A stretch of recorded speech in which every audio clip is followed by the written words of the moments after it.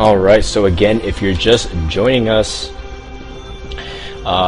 if you can, if you're just joining us, sorry, it is FXO Sheth versus Root Thodo in the finals. And looks like we are going to get ready to gear up for a best of 3 series, starting on Zelnaga Caverns. And I do believe it will determine the winner of $150. The second place, of course, does get 100, so it is no slouch. And of course, this is the Monday Night StarCraft tournament hosted by the MLG community.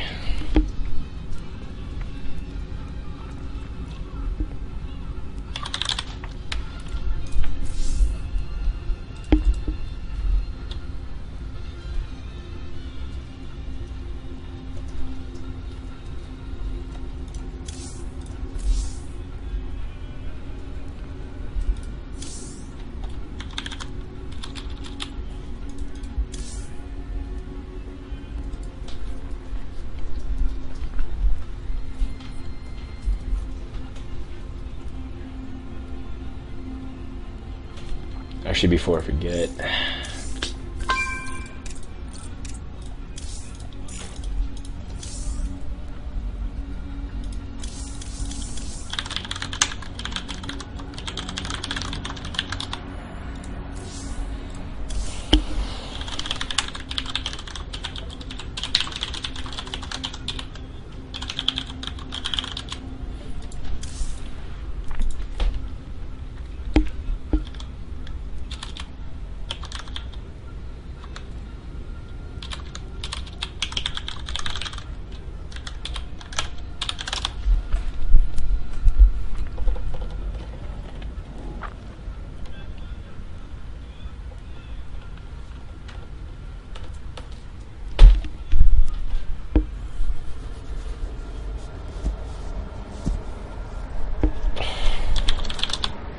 alright, so we will start this Protoss versus Zerg match in the grand finals of the Monday Night StarCraft tournament, hosted by the MLG community. And we will have it on Zelnaga Caverns, and it is a best of 3 series, so the winner of this best of 3 will take home $150. That is enough for a lot of Subway sandwiches, and Subway is my favorite sub place, so definitely if you would want to take me a Subway, I would not mind. Even if I'm paying for it, I just love Subway so much, I'll buy someone a Subway sandwich. Shout out quick to my homie JP Fortune. He is my brother from another mother, so you know, shout out to him. He's a cool dude, and it's too bad we couldn't land yesterday, man. I was really hoping to catch you at the internet cafe, but it's too bad. It's alright, but we'll catch up next time. Alright, so we do have Root Thodo here in the bottom left corner as the purple Protoss, and in the top right corner we do have the red Zerg. We have a Zerg spotting, yes we do. Is the red, is sporting the red jersey. So we do have Sheth, of course, from FXO. FXO is one of the most recent clans featuring other really top players. If you'll check them out, they do have Moonglade, who is playing in GSL, I think tonight or tomorrow, or sorry, tomorrow night, I believe, right? I think Code S is tonight. So definitely go check out Moonglade. Very, very strong Zerg as well. And of course, Thodo from Root Gaming. Root Gaming not needing any real introduction, featuring other really big players like Kiwi Gaki, and of course their leader Root Cats and Root Druby. So players, of course, right now rearing to go. Looks like Thodo is going to scout a little bit earlier after his pylon. It looks like Sheth, though, is going to open gas first before his pool, so going to open up pretty safe at this point. But ooh, nice little block there by Thodo. Just kind of a cutesy move there, so that Sheth has to delay his pool. And looks like Thodo, of course, just content with just doing a little bit more harass. At the same time, Sheth just going to try to just ignore as much as possible, sending one drone at a time, not overreacting. And Sheth, of course, just going to just mine gas, just getting able to get up his speed for his Zerglings as soon as possible. Now, of course, Thodo is going to go for just standard time. We're going to just start walling off immediately with this gateway, just getting his gas. Now in ZVP, it's pretty important to, you know, position your overlords. Really important. Sheth, of course, already sending his overlords on a pretty specific pattern to be able to scout accordingly. I guess he wants to put one at his natural to see the timing if Toro wants to expand. And he does have a Overlord here coming to the left side of Toro's base, so he's able to send it in and just get a good scout of what Toro wants to do with his tech choices. Now Toro is grabbing second gas, and what's interesting enough is Toro's actually walling off kind of like I am Younghua, but by putting his pylon in the corner and his zealot in the middle, so that things like roaches won't be able to hit the zealot or the pylon as easily. Meanwhile, Chef is grabbing his expo a little bit early. He does have a lot of Zerglings out. He has 6, which is actually not that many, but he does have 6 Zerglings, which is a little bit more than normal. Of course, it is better to be safe than to be sorry. Chef, of course, just grabbing his natural as fast as possible, and just trying to do as much, trying to macro up as much as possible as well. Gonna grab his queen. And it looks like this probe is going to be able to safely get in with the confines of his base. Meanwhile, Toro is going to throw down 2 more gates. So of course 2 gate makes it 3 gates, 3 gate expand, which is pretty standard timing, grabbing around 4 or 5 sentries. Now, ooh, nice trap here by Toro to force these Zerglings to engage, and these Zerglings of course can't really get anywhere, so all of those Zerglings are going to die an unfortunate death. Meanwhile, Toro of course is just going to get up more and more gas so he can get out the sentries to expand pretty safely. Meanwhile, Chef, of course, is going to throw out his creep tumor, which is really smart. I think a lot of Zerg players don't get that creep tumor out quite enough. And as a result, he's not able to defend against those huge giant warp gate pushes that Protoss players usually do off that 2 base. And overall, it's going to set him up really nice for the mid game in case he needs reinforcements really bad, or especially if he needs like a queen to come down to fight off any kind of weird timing pushes with Void Rays or any kinds of Phoenixes or whatnot. And now it looks like Chef is going to indeed move that Overlord to scout the base around the 6-minute mark, which is a really smart timing to see any kind of weird thing that might be going on. Meanwhile, Toro is throwing down a Forge next to his Nexus, so he does intend to go for a pretty strong timing attack with an early upgrade. At the same time, Chef is also going to just continue to drone up at this point. He feels pretty safe. He does have a 3rd queen though, which I really like. It is sort of reminiscent of Rhett's style, Rhett from Team Liquid of course. It does favor that 3rd queen really fast against Protoss because he is able to spread creep. And creep is pretty important to fending off any kind of warp gate pushes, because you do want those Zerglings to be as fast as possible if you choose to go roaches, to get that flank as soon as possible, and a spreading creep would be super duper important in that area. Now Chef actually spread his overlords really well at this point. I like that he managed to get in this corner so he can seize, he can just poke in periodically to see if Toro takes his 3rd or 4th gases. He even has an overlord here. He managed to see what was here and even save that overlord. So Chef, of course, playing really well, even going to work on a 3rd base and take down his back to a rock. So overall, sorry, I was thinking Axlar because I saw him in chat. Overall, Chef does have a really strong map control, and especially with sentries out, Protoss, you are going to play a little bit more defensive, because if you look, Toro does not have view of pretty much anything. He is going to try to pick off that Overlord as much as possible, but that Overlord should pretty much be out of range as soon as it moves to the left.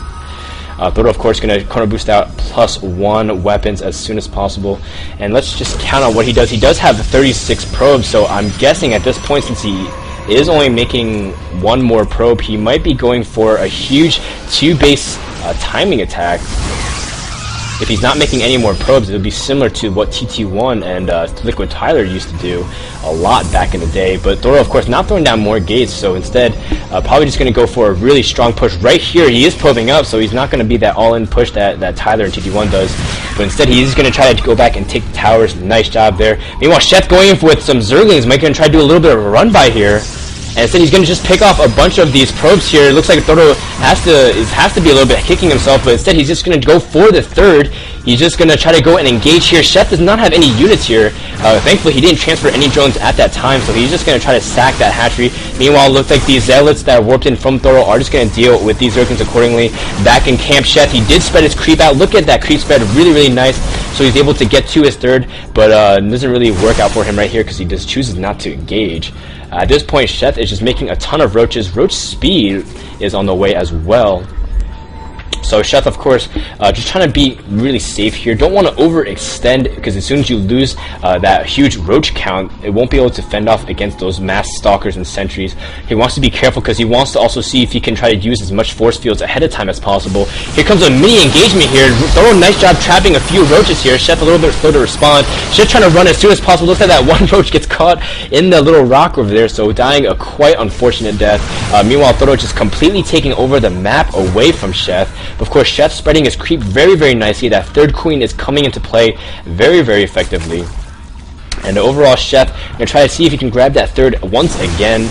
Meanwhile, Thoro just working on those rocks as fast as possible, as well as getting out his Colossi as soon as possible as well. So pretty much transitioning to that standard Stalker Sentry, well, with a little bit of Zell support, as well as Colossus, that giant ball that will be so deadly against Zerg.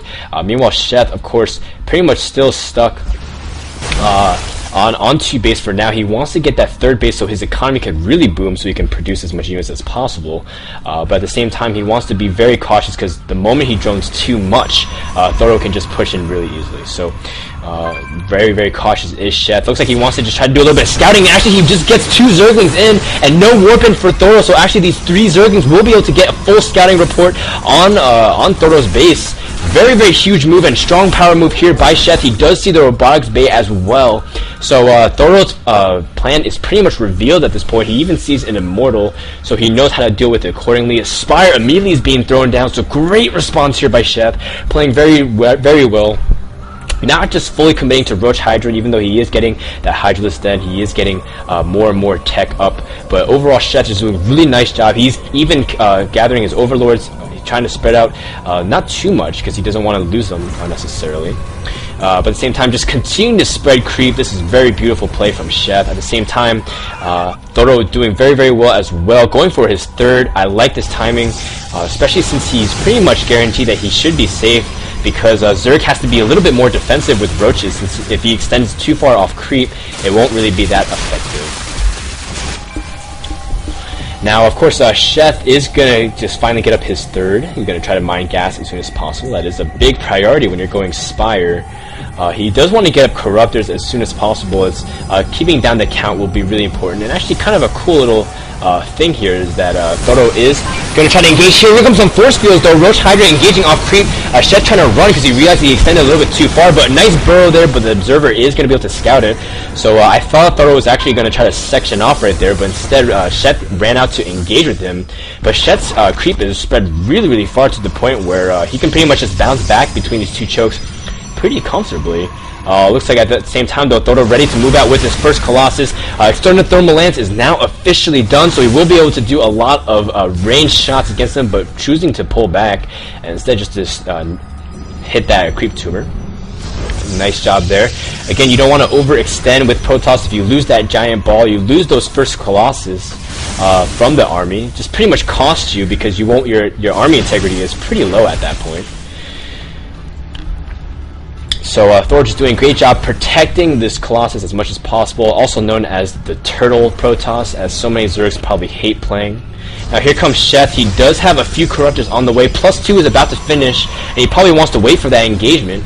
Meanwhile, Thoro just ready to engage, but again, he doesn't want to engage in the open side. He wants to engage with these chokes. It'd be so important to funnel all of those units, especially with all the force fields he's got. He's got a ton of sentries. He's got 10 sentries. That's enough for 40 force fields if they're all max energy.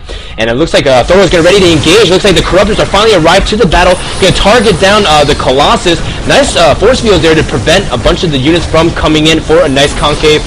Looks like Thoro is going to try to pull back more and more.